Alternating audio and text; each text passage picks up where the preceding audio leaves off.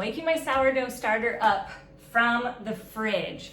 We leave our sourdough starter in the fridge all the time, and this is the secret to making sourdough work for everyday life. When I realized I didn't have to feed my starter every single day and that it could live in the fridge 100% of the time was when I realized I do like making sourdough. I just don't like it taking over our whole schedule. So I'm going to show you today what I do when our sourdough starter has been asleep in the fridge for such a long time that it has started to get that liquid on the top. If yours gets liquid on the top like this, that's a really good sign. It means that your starter is happy and alive, and this is just a sign that it's going into a deeper and deeper sleep. And the darker the liquid gets, it just means that it is more asleep, essentially. So even if that liquid, which is called hooch, is black, don't pour it off. You are just going to mix it in because it's actually part of your starter. It's just that as it's resting, it begins to separate. So there's nothing wrong with the liquid. Now, you could probably drink it, but it would be disgusting. So don't drink it. You want to just mix it in to the rest of the starter. So the first step, when I'm waking my starter up, when it's been asleep so long that it got the liquid on there, is that I'm just mix the liquid in. And usually it will start to create that liquid topper when it's been sitting, nothing happening with it for like a week even. So mine has been asleep in the fridge for, it's probably close to a month now since the last time that I was able to use it. So the first thing I'm gonna do is I'm gonna mix the liquid in. Now, the next thing is, all I want out of this jar, like I could just mix it in and stick it right back into the fridge and it would be totally fine. I don't need to feed or do anything to this starter. It is alive. It doesn't need me to do anything when it goes into the fridge. It just stays dormant. And I did a whole video on this, another one, I'll put the link below so that you can go listen to that, because if you're confused about starter and all of that, go watch the other video. All I want to do today is actually just take a portion of this starter out, the portion that I want to feed. And here's the thing that's different. When it's been dormant for such a long time that has the liquid and I need to stir all of that in, I actually want to do 2 feedings before I bake with my active starter. But remember, I'm not feeding the jar that stays in the fridge. I'm only going to feed the portion that I want to use for my starter. And this portion is going to grow and rise, and then I'm going to feed it a second time tonight, and it's going to grow and rise all night long, and then I'll bake with it, or I will use it to make dough tomorrow. But right now, we're doing the first feeding, and I'm only going to take out 15 grams of starter. That's it. Just 15 grams. It's hardly anything. Like, that was too much. And let me take some more. The reason I'm doing such a small amount of starter is because if I feed a bunch of starter in here and then I feed it again before I bake with it, I'm gonna end up with jars full of starter, and I don't want that much. It makes way too much to discard. And as you can tell, I already have quite a bit of discard in my jar. So this jar, back into the fridge. I just put the lid on there loosely, so back into the fridge.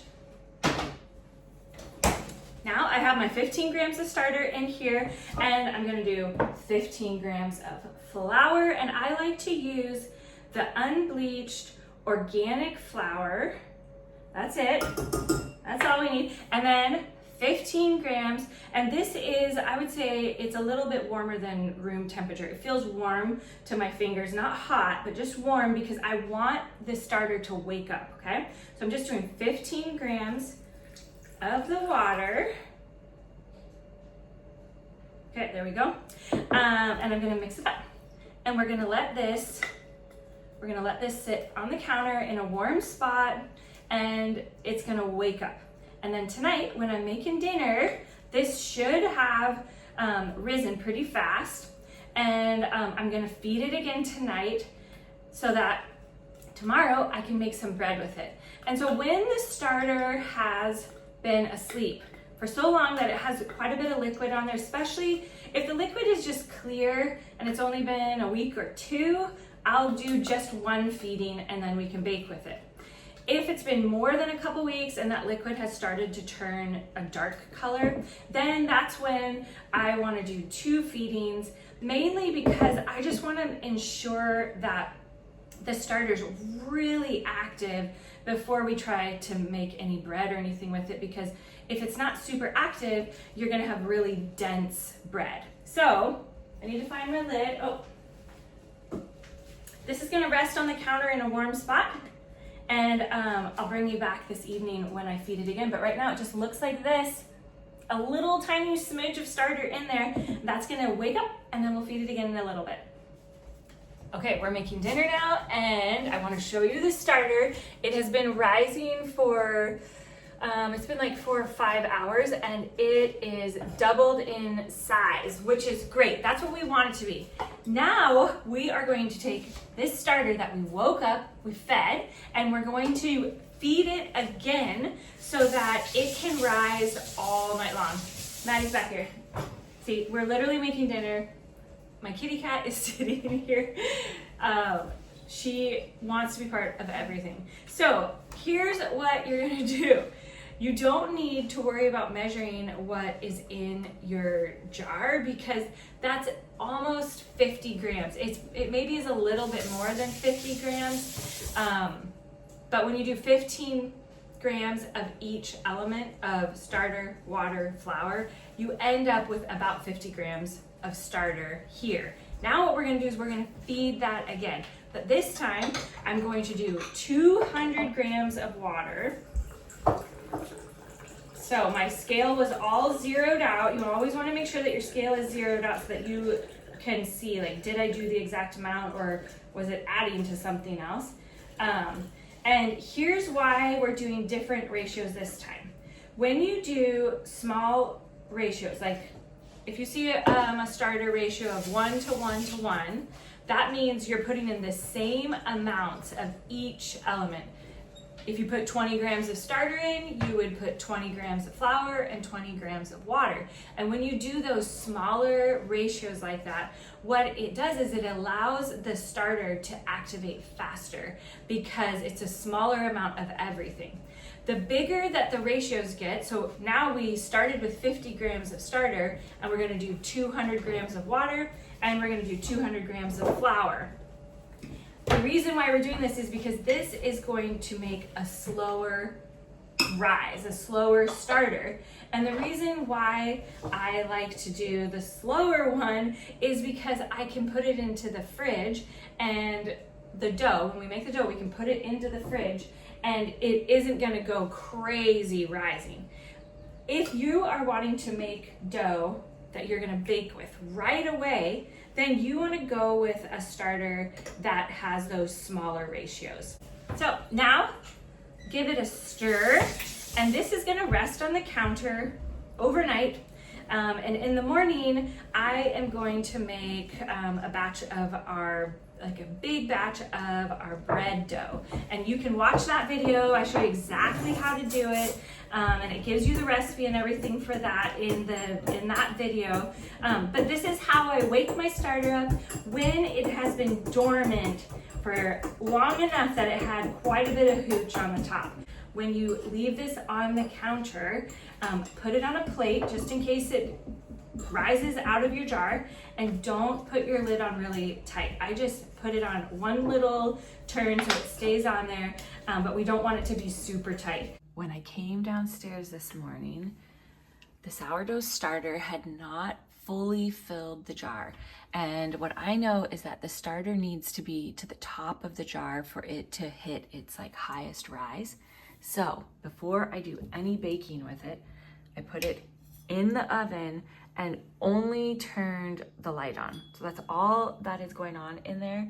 But it's amazing, just that little bit of warmth from the light creates this really amazing space to help the sourdough starter rise faster. And already it's been about 15 minutes. I can see that it is higher than it was when I first put it in there. So if you come down and you check your jar and it hasn't fully filled the jar, pop it in your oven and let it continue rising before you work with it.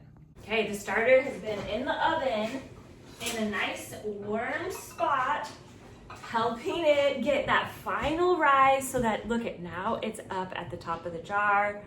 I could let it go just a little bit longer, but I need to get the dough going. But this is what yours should look like in order for you to begin baking with it. Now you can always do the water test. Go and watch the video I did all about starter, and the water test is just a really simple, easy way to see, is your starter active enough to help your bread rise? If your starter isn't doubling in size, then it's not going to be able to help your dough rise enough to give it fluff, and you're going to end up with dense bread. So now it's time to bake, and I'm actually going to do this batch of dough in my big stand mixer. I'm going to do a video next week about how to use your stand mixer, or go watch our video on how we make our pizza dough. I use the stand mixer in that video, and you can kind of see it's very, very simple. It makes making a large batch of the bread dough so much easier, because I want to go outside. I have all of my garden gear on, and I'm gonna go work outside in the garden. So I'm so glad you're here doing sourdough with us. Lots more fun to come. Put questions below. We love answering them. If I can't answer it, I'll ask a sourdough friend of mine. And we're here to make sourdough easy, because I know that when you bake and you fill your table and your kitchen with goodness, it draws your people together. And that is where the joy is at. So we're glad you're here with us at Cider Press Lane. It's time to go bake.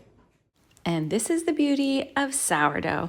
While the dough is resting, I'm headed out to the garden to go clean things up and pull weeds. And this is the beauty of sourdough. It really can fit into everyday life.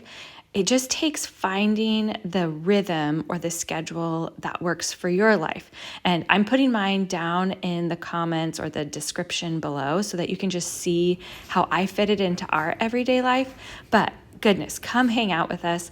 We're here to help you find all the joy in making life a little bit more simple, but also enjoying the goodness of life together. Fresh bread gathered at the table with our people.